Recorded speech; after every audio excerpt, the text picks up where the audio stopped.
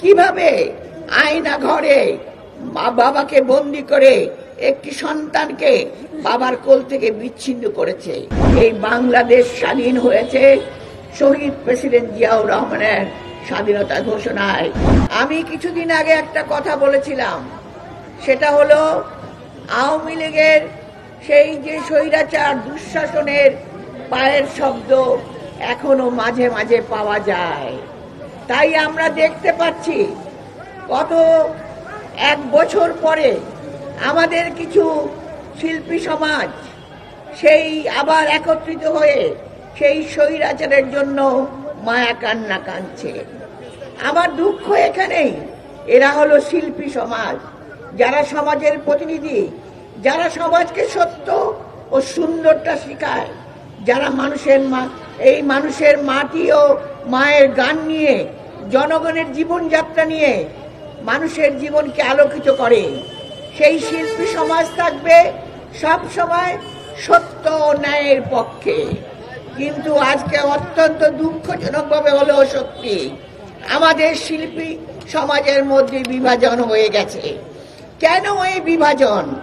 আমি শুধু বলতে চাই, যারা আজকে কান্নাকাটি করছেন তাদেরকে বলছি যে আপনারা কি সেদিন জনসাধারণ থেকে বিচ্ছিন্ন হয়ে তৎকালীন স্বৈর সরকারের বিভিন্ন সুবিধা নিয়ে আপনারা সেদিন সুবিধা নিয়ে নিজের আত্মসুখ উপলব্ধি করেছেন এবং নিজেদের সম্পদ গড়ে তুলেছেন?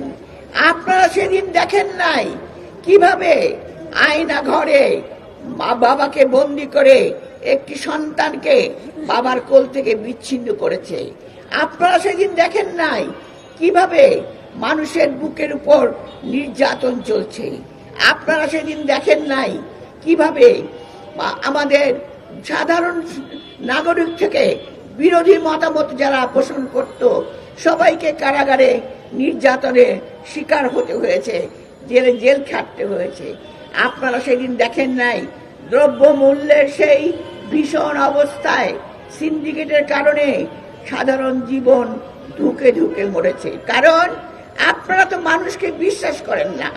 আপনারা কিসের শিল্পী?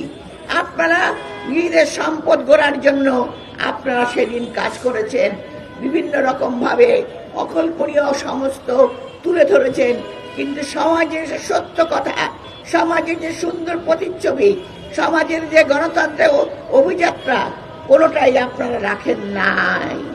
কাজেই আজকে আমরা বলতে চাই, 5ই আগস্টের যে 24-এ যে গণ অভ্যুত্থান হয়েছিল, সেই গণ অভ্যুত্থানে ছাত্র, যুবক, শ্রমিক, জনতা, নারী, পুরুষ, শিশু সকলে সেদিন নেমে এসেছিল। সকলের বুকে আহাজারি ছিল। সেদিন শিশুকে হত্যা করা হয়েছে, আমার ছাত্র ভাইদেরকে হত্যা করা হয়েছে গুলি করে। আপনাদের সেই দোসর, আপনাদের স্বৈর সরকার, সে পালিয়ে যেতে বাধ্য হয়েছে সেই গণ অভ্যুত্থানের ফলে। কিন্তু আপনারা এখনো ভুলতে পারছেন না, আপনারা ষড়যন্ত্র করছেন। আপনাদেরকে আমরা আবারও বলতে চাই, এই বাংলাদেশ স্বাধীন হয়েছে শহীদ প্রেসিডেন্ট জিয়াউর রহমানের স্বাধীনতা ঘোষণায়।